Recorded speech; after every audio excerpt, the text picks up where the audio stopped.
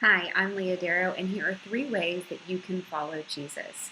Of course, we can get into the practicals of what you should or should not do, how you should or should not treat people because of how we love and follow Jesus. But I'm going to go right back to the beginning. So, 3 very practical ways to start out in following Jesus.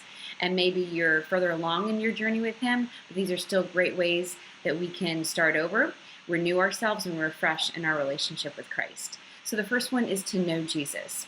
So if we say we're a follower of Jesus Christ, if we say we're a disciple of His, then we should know a little bit about Him. We should be reading. We should be immersing ourselves into the Holy Word. So pull out those Bibles and start with the New Testament. Read about Jesus. Read about what He has done in the lives of the apostles and many other people in the Bible, and reflect on those stories. Find yourself in those stories and see how Christ is speaking to you today from those stories thousands of years ago. So the first way to better follow Jesus is to know Him.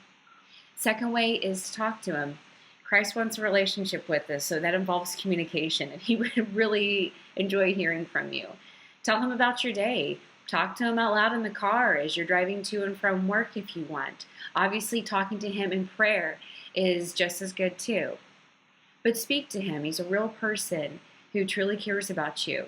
He doesn't just love you, He actually likes you, and He wants a relationship with you.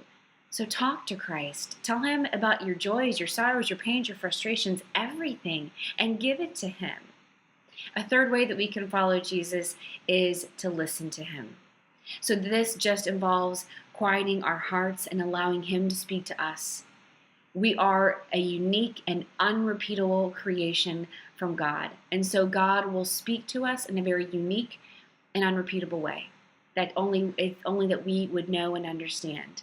So how He's going to speak to your friend or your spouse or somebody else you know is going to be different than how He's going to talk to you. But we have to give Jesus the opportunity and the time to speak to us. So after we've done our talking, it's time that we give God a chance to speak to our hearts and to rest in that silence with Him.